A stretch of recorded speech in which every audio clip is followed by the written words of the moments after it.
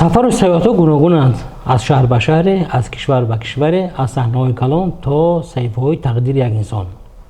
و امروز ما توسط عکس‌ها با نفر سیاحت میکنیم که هنرشون رو همه دوست می‌دارن، صدایشون رو میشنون و محبوب مردم گشتن.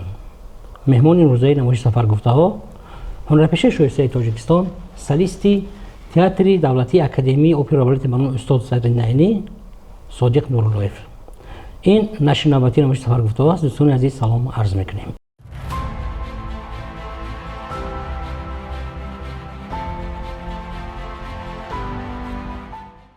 شما رو به نمایش و به استودیوی تلویزیون صحیح و هنرهای مدنی خوش آمدید میگویم. تشکر، سلامت باشید. شما نفری هستید که واقعا هم الکی در جاده انتخاب کرده معروف گشتید، مشهور گشتید، میبینن، میشنون و مخلصی میکنن. و اکنون ما میخواهیم که در امروز با شما با واسه عکساتون سفر کنیم، یعنی خاطرات شما رو زنده کنیم، زیرا که هر یک عکس صدا، بوی، تصویر، تاثیرات و خاطره خود رو دارد. برای شما نیز باید که همین گونه باشد. بله. خب آقای صادق میگویند که بعضا راه یا سفری یک هنرمند نه از صحنه کلان بلکه از یک پیرهه خرد آغاز می‌یابد. یعنی او از زمانی که آرزو بود و بعد احساس آرزو به مقصد و مقصد عملی شد. همین راه کوچک شما چگونه آغاز یافت؟ اصلا راه پیشگرفتگی من از دوره کودکی سر می شود، برای آنکه وقتی که در مکتب میانه می خواندیم الکی من از خردسالی سرود می خواندم. ما همه در ناحیه مسجد می دونید که ناحیه پختکاری بود. یعنی شما در مسجد نو در دلورزین ما در درون پخته بسیار سرود می خواندیم، رباط های ظرفشانی می خواندیم.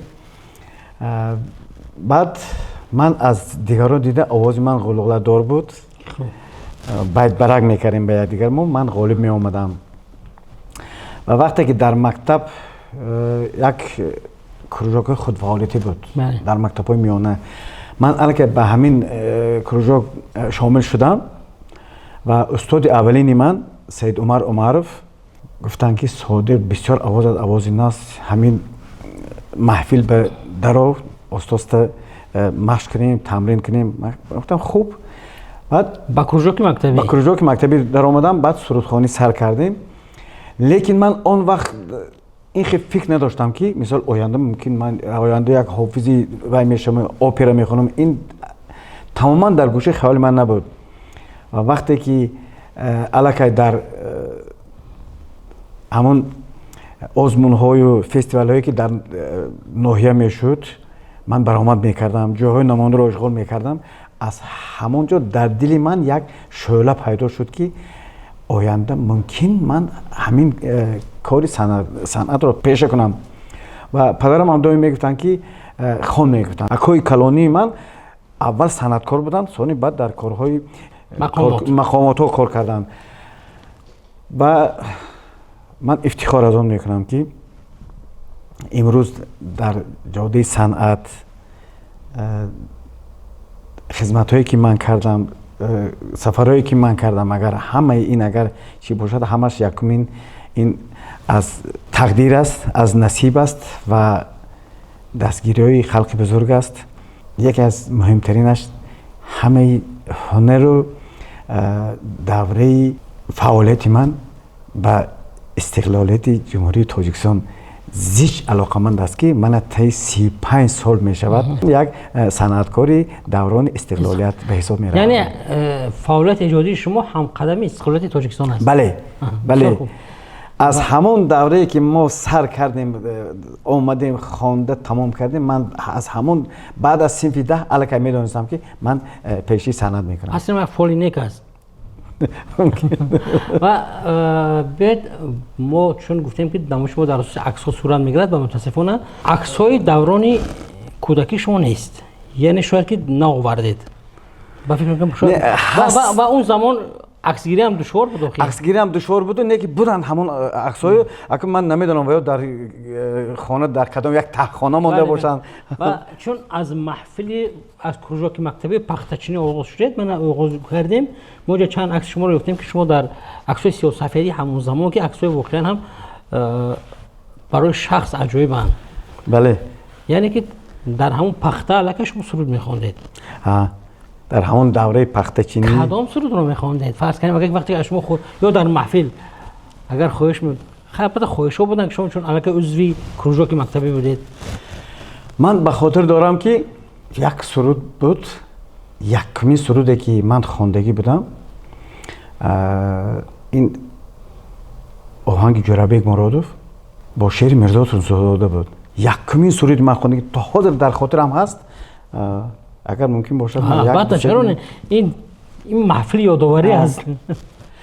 ما وطن داریم آن را پاسبانی میکنیم ما به خرسندی و شادی زندگانی میکنیم.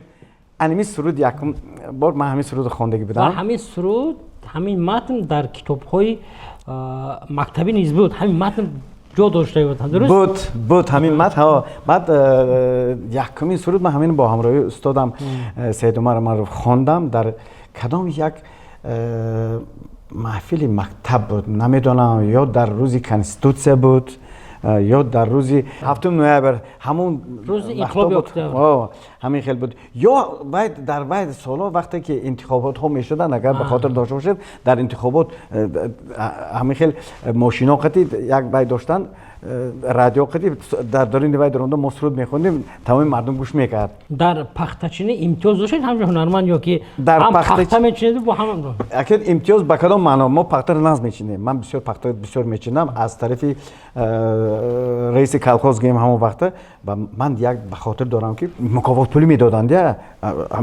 و سرطان میکردن برای دانشجو برای طلبه مکتب این بسیار وای بود پول میدادن. من حاضر اکید انه گفتن نمیتونم نه به خاطر دارم که از 20 اون وقت روبل بود از 20 سوم تا 25 سوم تا این پیش 50 سوم پول میدادن. این یک دوره بود که فراموش نشونده هست هیچ وقت فراموش نمیشود.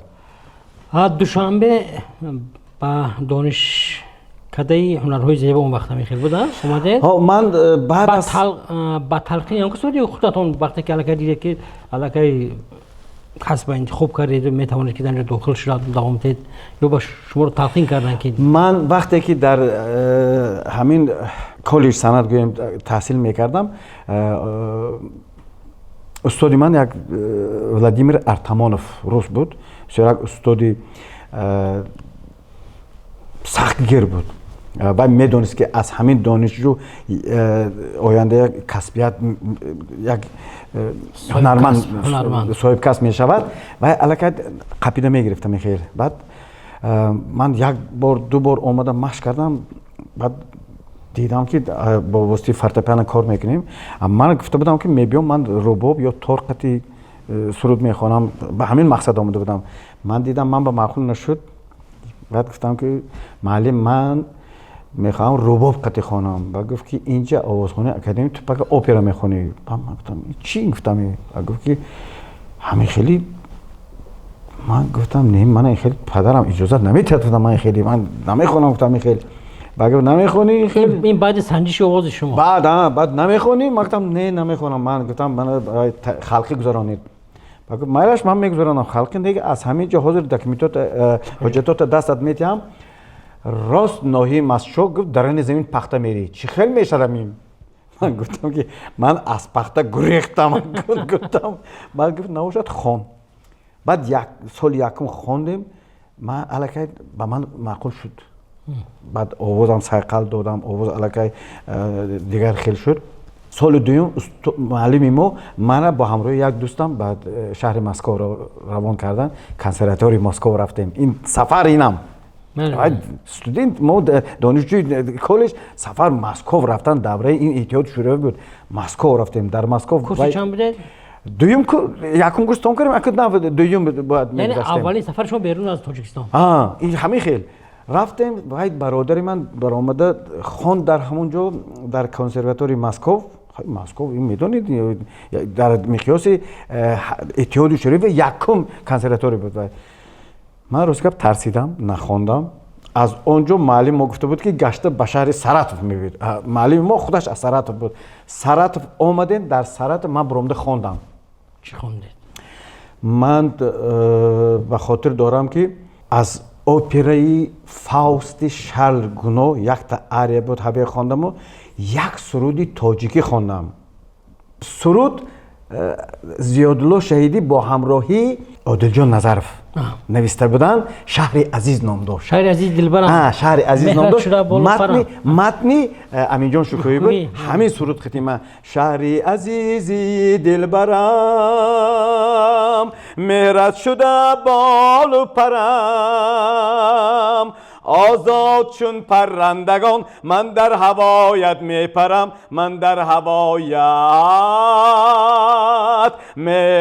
мепарам ҳамин суруда ман хондам баъд аз Фауст хондам як ҳамон консерватории Саратов муаллима гӯш кард моро гуфт ки ояндаи шумо гуфт театри опера балет ояндаи шумо гуфт ҳофизи опера шудан аз ҳамон ҷо мо ҳамроҳи ҳамин бародарам баромада ман намедонам қанот карда бировардам барои он ки барои ман ин муҳим буд ки ман ҳамин ҷо омада хондам ҳамин овози ман ҳамин муаллима ба маъқул шуд ин мара мегӯяд ки ту оянда ҳофизи опера мешӣ аз ҳамон ҷо мо ҳамроҳи бародарам метавонистем ки гашта рафта аз Москва бо самолёт парвоз карда ба Ленинобод ба Хуҷанд биёем лекин мо накардем ҳамин кора аз ҳамон Саратов мо поезд шиштем қатора хати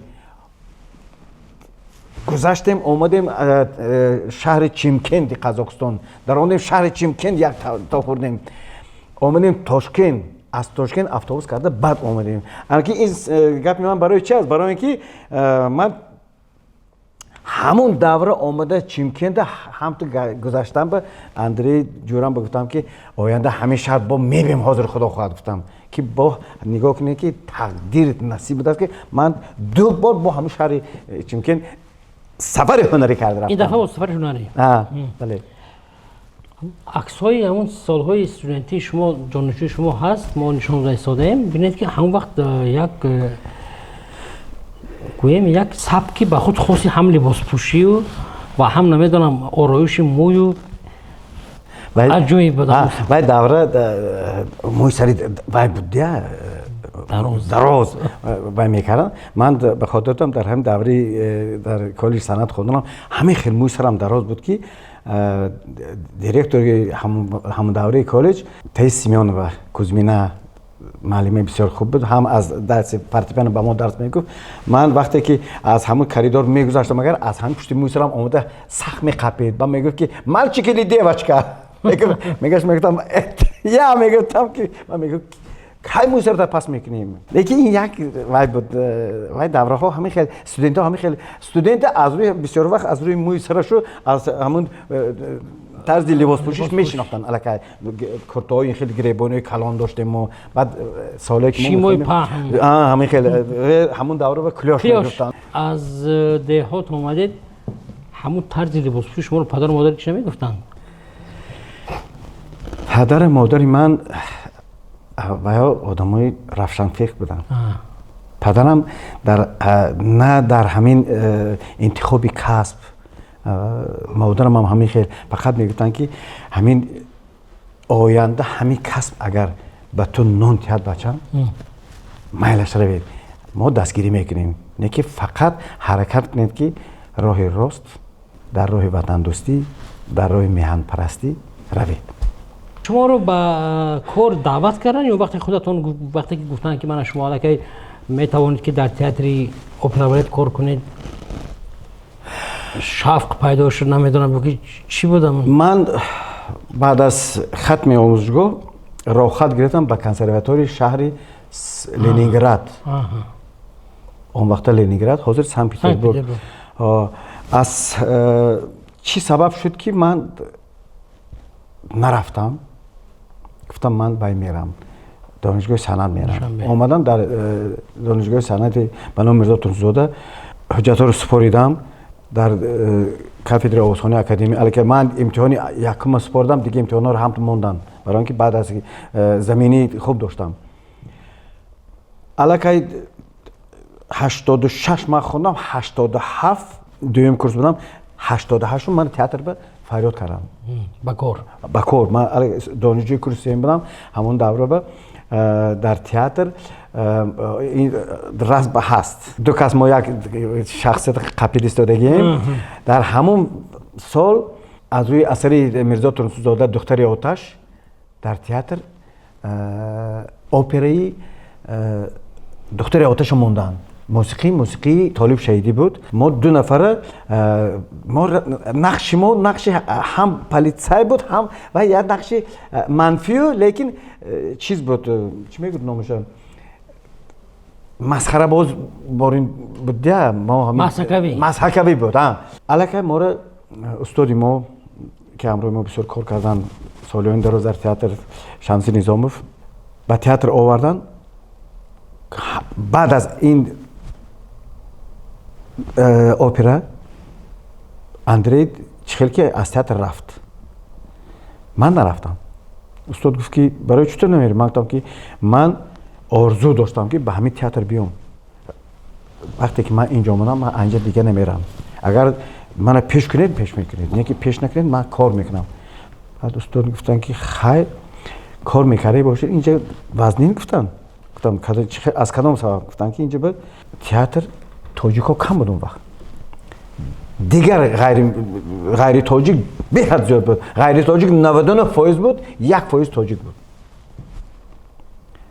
تو اینجا میمونن کار کنیم من کار میکنم من همه ششتم مشق کردم کار کردم در بین همون دیگر ملت ها من نقشه خودم خوب اجرا میکردم دانشجو بودم میبروندم البته از 88 من در تئاتر کار کردم دیگر از تئاتر نرفتم و سال 91 من کاری دیپلمم رو اپرای تراویاتا جوزپه وردی بود در صحنه تئاتر با همراهی تماشابین بعد امتحان دعوتی سپاریدم و امروز شکرانه میکنم که تا امروز فعالیت خود را در تئاتر دارم. ما با تربیت برمیگردیم شما نقش اول یادآور شده هر یک کاری اول قدمی اول مثلا کتابی اول یا که یگون شاید امتحانی اول شاید یگون دستاورد اول برای هر کس و همیشه خاطرمون است هم وقتی که نقش اول رو اجرا کرده چه حسیات بود هم پلیسه که گفتید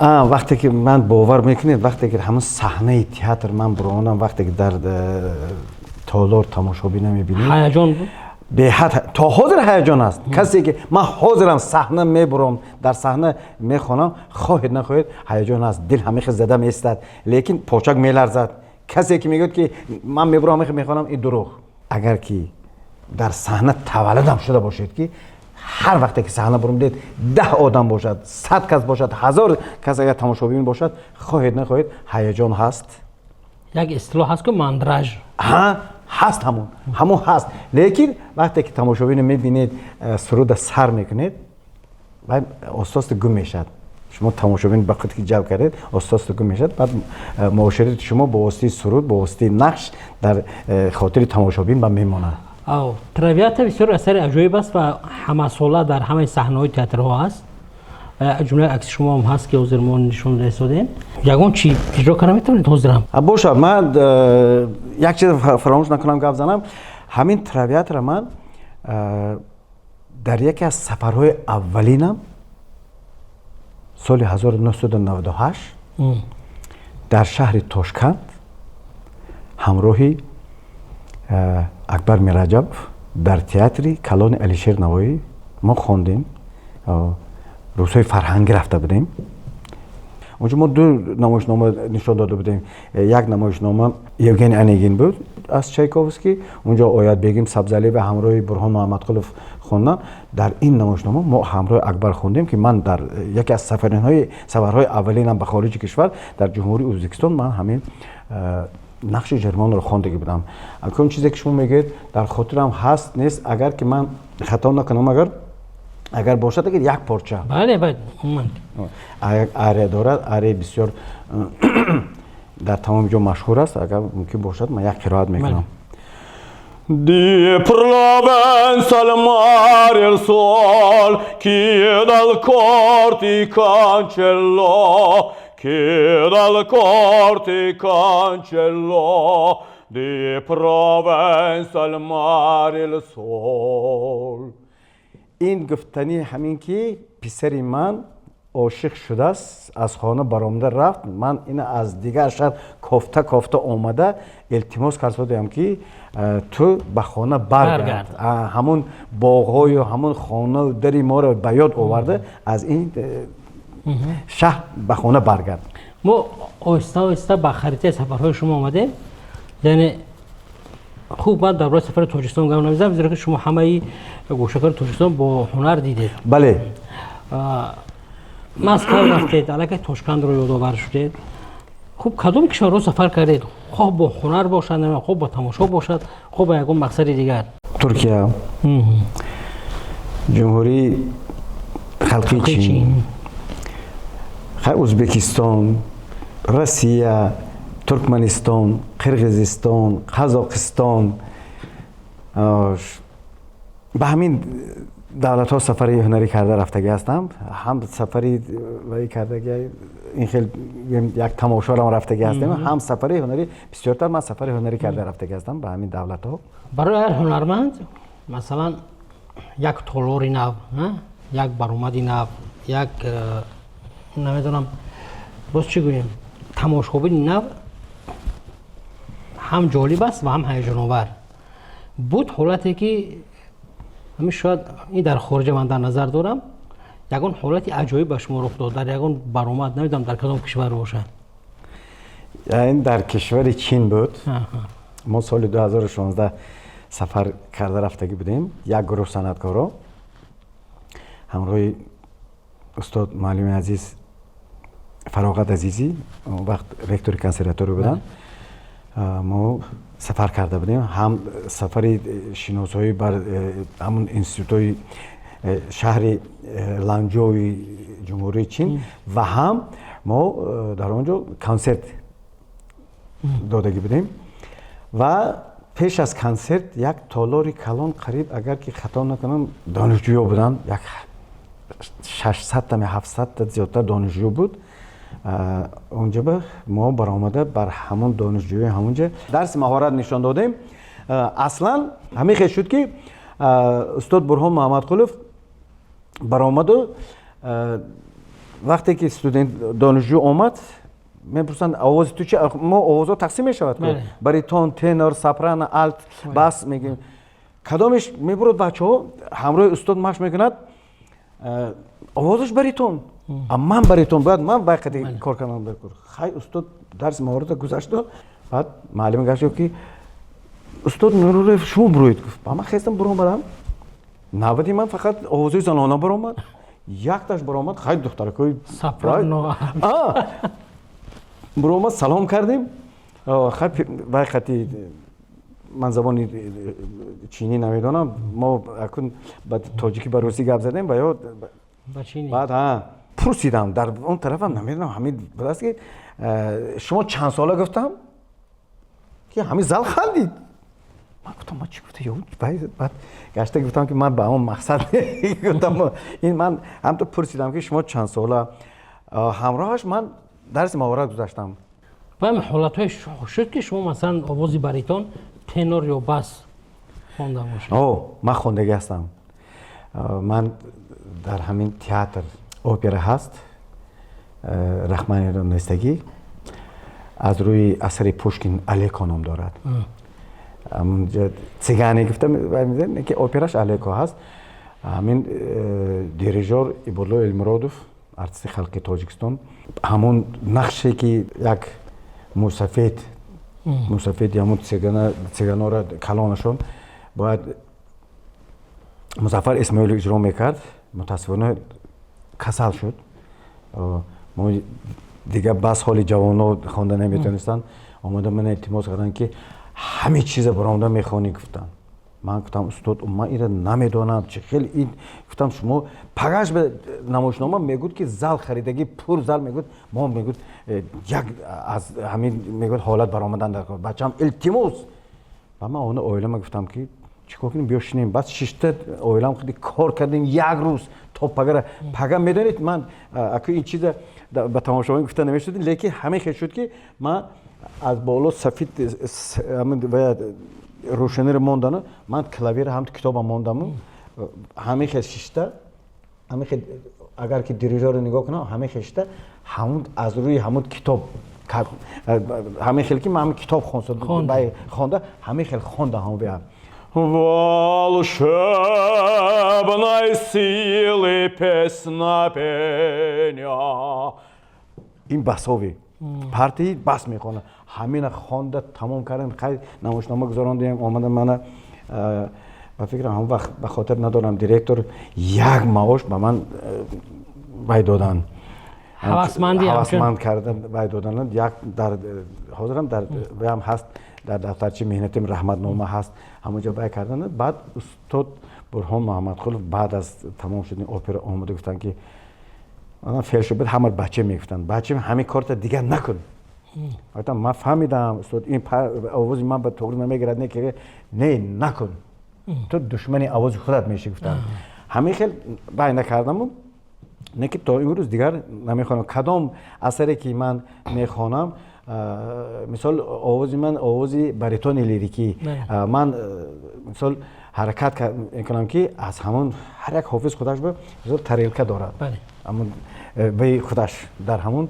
چارچوبه معین دارد من در دیاپازون معین میخوانم شاگردای خودم هم از همین لحاظ درس میدهم اثری که من دانم که به این شاگرد توغری میگیرد من میدهم اگر دانم که از اودش این شاگرد برآمده نمیتونه هر یک اثر به خودش یک زینه دارد درباره حاضر اویلاتون یادآور شدید شما همکسب بله اگر خطا نکنم اون کس ریال می نبختن یا که همین خیلی پیانیست بودن چون چند رسمی خیلی جالب دارید شناسایی در تئاتر صورت گرفت شناسایی در دوره دانشگاهی صنعت ما علاقه شناس شدیم از روز اول شناسایی ما ستاره دیگه رو توری گرفت گرچه نوع از دیگه ملت هم باشد که یعنی شاید یک سبب موفقیت شما مثلا همکسب با اویلاتون باشد اگر که من گویم که من در مجموع در نظر در مجموع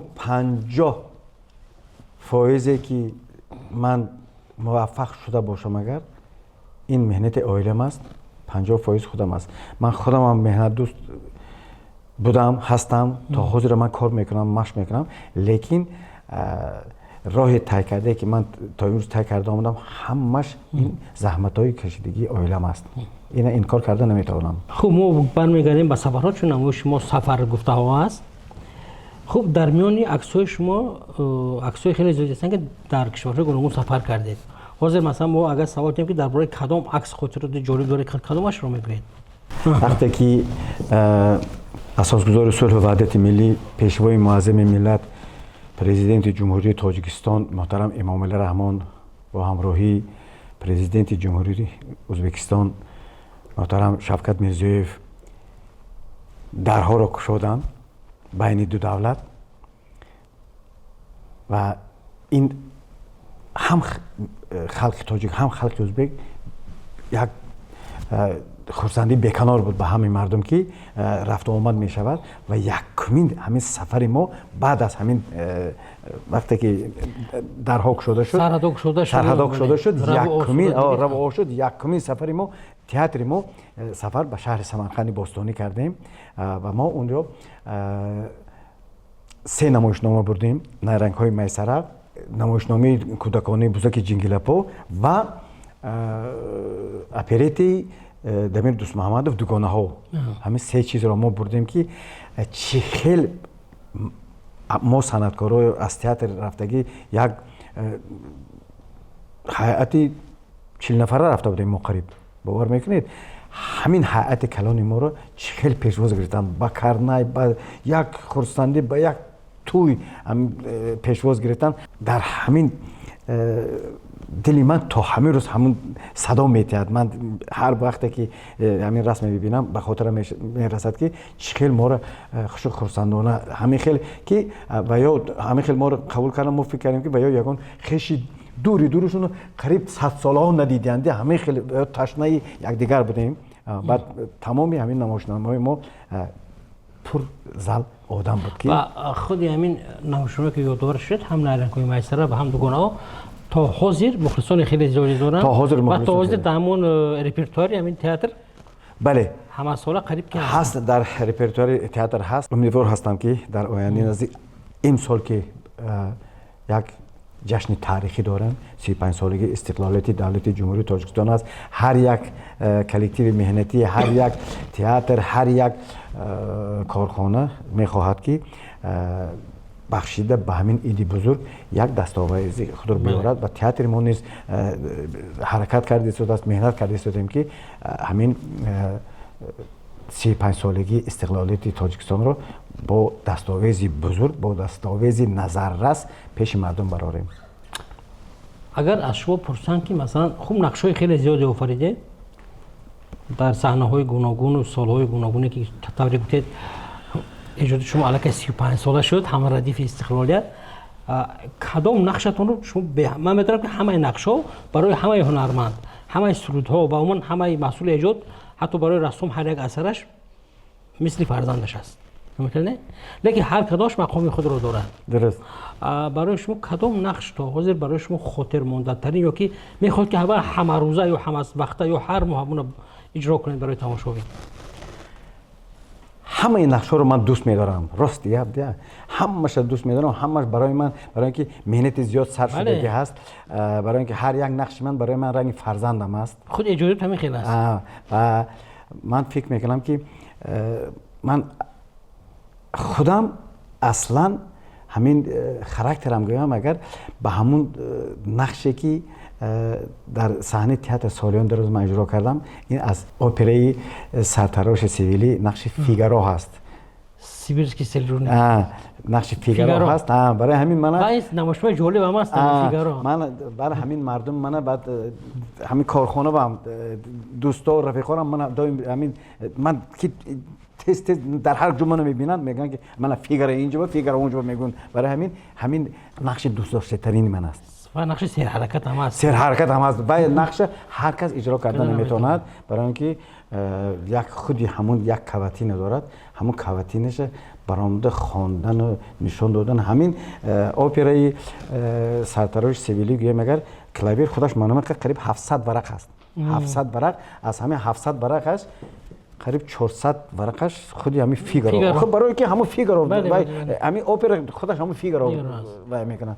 برای این از یاد کردن و سخن‌ها و حرکت‌ها همین برآمده به تماشابین برده رساندن. اکنون این تعریف نشود به هر کس میسر نمیشود. اکو یک پارچه اجرا میکنی.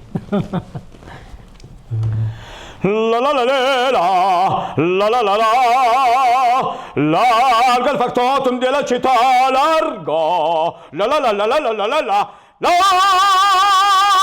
presta bottega che l'albeggia presta.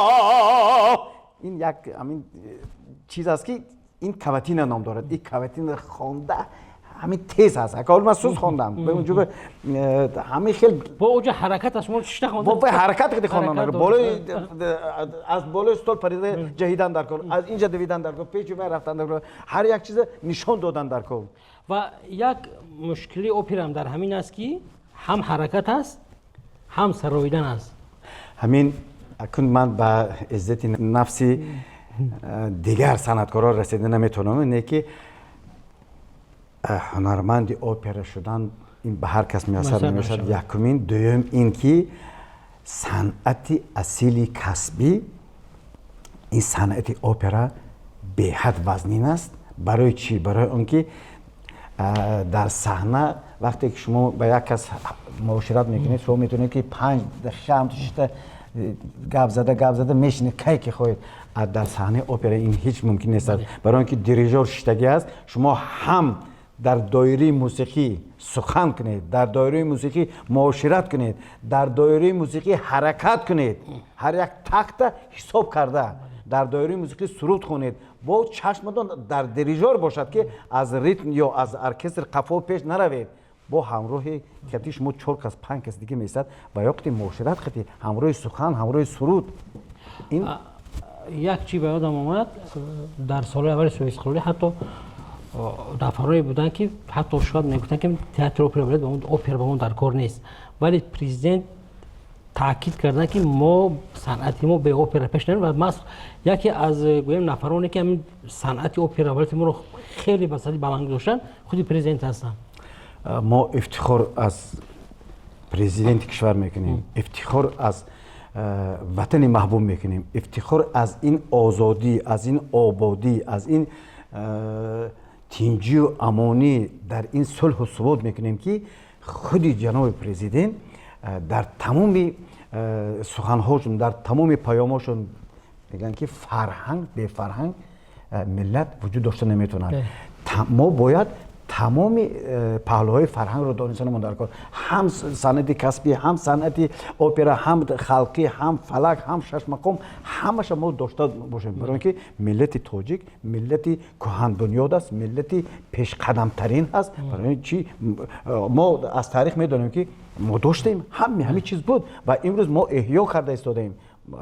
الکی ما در یونسکو بسیار چیزهای ما الکی قبول شد و من فکر میکنم که میبخشید ملکه صابرова کی بود جهان را تسخیر کرد، یک دختر تاجیکی که 1 متر 50 سانتی متر قد داشت، احمد باباخلوف، حنیفه مولانова، دیگر همه امروز مثال ادهم خالق، رستم دلویف، میرالی داستیزاده، اینجا سیف الله یوسفوف، اکبر، همه همینا، منوچهر رحمانوف، مثال دیگر صنعتکارایی که امروز هستند جوانا، امروز میبخشید با تشبث خودی جناب پرزیدنت کنسرواتور ملی در نزد تئاتر شده شد، کالجای صنعت در نزد تئاتر.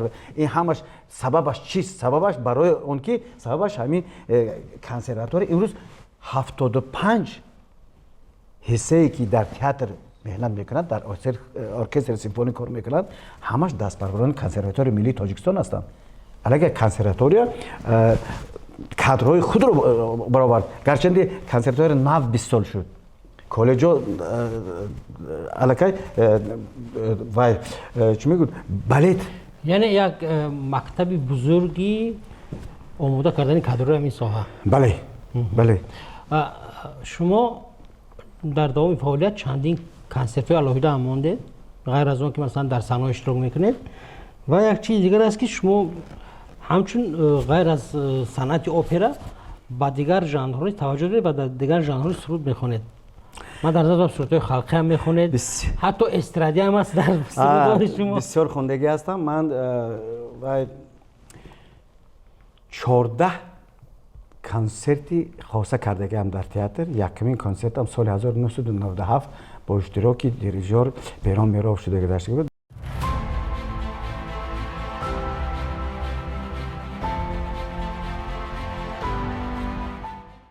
با عکس‌ها نظر میکنیم شما توانستید که فرزندان رو برای خود برید.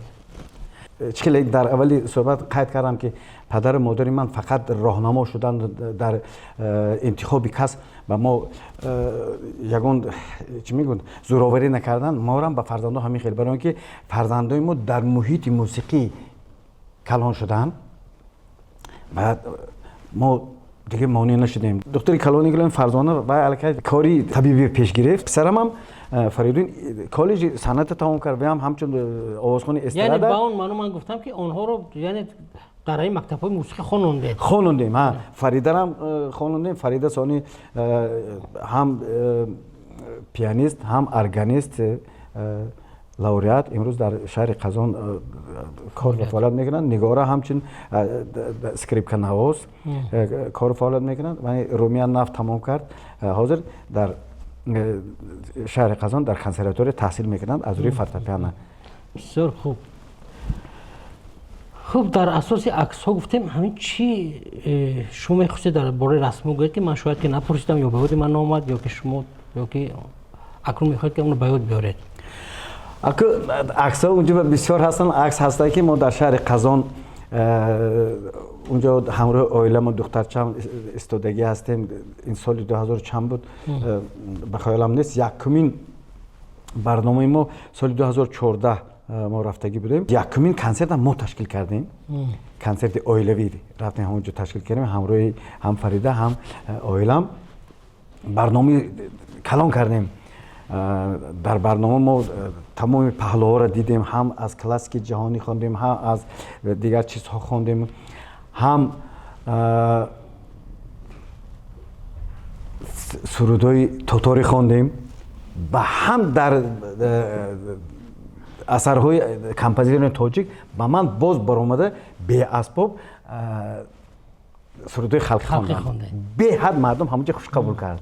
یک سوال است، اگر با تمام سیاحت‌های زندگی خود از نقطه نظر امروز زندگی کنید، به نظر شما همین آواز، هنر، شما چگونه راهی را طی کرد؟ یعنی از دل به جهان یا از جهان به دل؟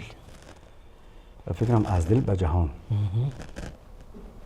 برای اونکه هنر اصلا خدا میتید و وقتی که هنرمند آنچه که در دلش دارد به تماشاچی پیشنهاد میکند، به جهانیان معرفی میکند و من اونجایی که سفر کردم توانستم که ملت خود را، فرهنگ خود را به دیگر ملتان نشان دهم و افتخار از اون میکنم که تاجیک هستم. سرود تاجیکی را برده به دیگران نشان دادم و تا آن درجه که من این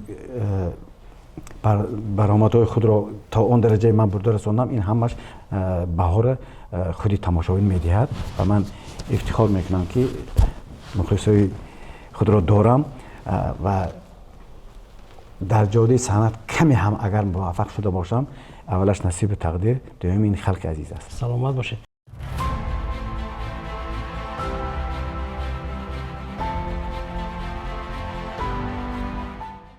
ما در این قسمت نمایش یک پرسشنامه داریم که عبارت است از سوال جواب خیلی کوتاه. یعنی من به شما چند سوال پیشنهاد میکنم، شما به شکلی کوتاه جواب گردانید. خب شهری که برای شما اصلا غیر چشم نوشته است؟ دوشنبه. بسیار خوب. کوتاه‌ترین سفرتون کدام بود؟ کوتاه‌ترین سفر به شهر آستانه بود. به شهر آستانه سال 2013 من پرواز کرده آمدم. بیگانی کنسرت بود، کنسرت خواندم، بعد از کنسرت لباسم عوض کردم با ایرپورت. خوراک همه بلازت رو در کدام سفر خوردید؟ خوراک از همه بلازت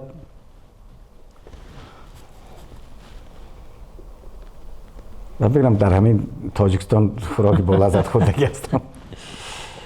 شما همیشه در راه که برآمدید چی با خود میگیرید؟ وقتی که راه برآمدید با خود چی میگیرید همیشه؟ با خود دوی پدر و مادر. آیا راه انسان رو دگرگون میکند؟ یعنی سفر دگرگون به معنایی که جهان بینی وسیع میشود. سفری مشخصی بود که شما خود را همچون هنرمند دیگر احساس کردید؟ یعنی صادق نوراللهی نیست، شما خود را دیگر کسی احساس کردید در یگان سفر؟ نه، کجایی که سفر کردم من هم صادق نوراللهی. شما در راه موسیقی گوش میکنید یا خاموش میروید؟ این اکنون اگر بعد از کنسرت باشد خاموش. نه عموما در مجموع. در مجموع خاموش میرم. جامدان یا خاطره برای شما کدامش وزین است؟ به فکرم خاطره. شهری که همیشه با تبسم از آن یاد میکنید؟ شهر دوشنبه من بسیار دوست می‌دارم شهر خودم. سفری که بیشتر خندیدید؟ این سفری سال 1997 در شهر مسکو. اولین سفر؟ نه. دومین سفر بود. خوب. سرود یا آهنگی که در راه به شما روحیه میبخشد، به شما نیرو میبخشد؟ با شعر رودکی عالم افروز. من خودم این سرود را خوانده هستم، به من بسیار معقول است. اکنون خوانید مثلش. به روی تو خورشیدی جهان روز مباد هم به تو جهانی عالم افروز مباد با وصل تو کس چو من بدآموز مباد روزی که تو را نبینم آن روز مباد. تشکر زیاد، سلامت باشید. این یک پرسش کوتاه ما در ادامه نمایش بود و شما چی میخواستید گویید که شاید که ما پرسان نشدیم؟ ما در این نمایش چی میخواستید گویید که ما شاید پرسان نشدیم؟ همین حال شما گفتید که سرود خلق را میخوانید. من در کدام تلویزیونی که رفته هستم از من سوال میتونن که یکون سرود خلقی از خلقی میخوانید. همین سوال شما ندادید که من میخواستم که یک دو روایت مسجوعی باشد اگر اجازت باشد. من برای اینکه اولین قدم های من همین روبات مسجوعی خیلی روبات ظرفشون میگم. ما چون که مردم عینی مردم پنجکین مردم مسجوع میخوانند دیدم اگر اجازت باشد من یک مثل قرائت کنم. اگر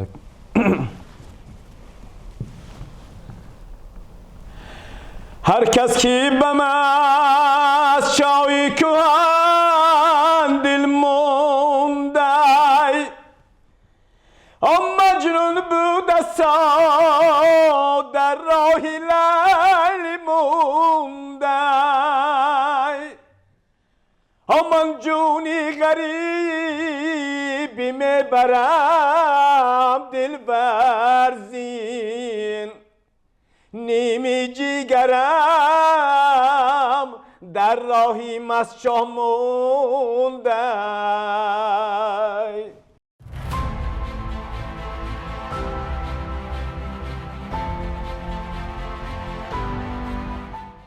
عکس یک لحظه را نگاه می دارد ولی سیاحت ادامه دارد با خاطره، با آواز، با نگاه در صحنه‌های خرد و بزرگ، با کفکوبی مخلصان و البته با حضور زیادی تماشابینان.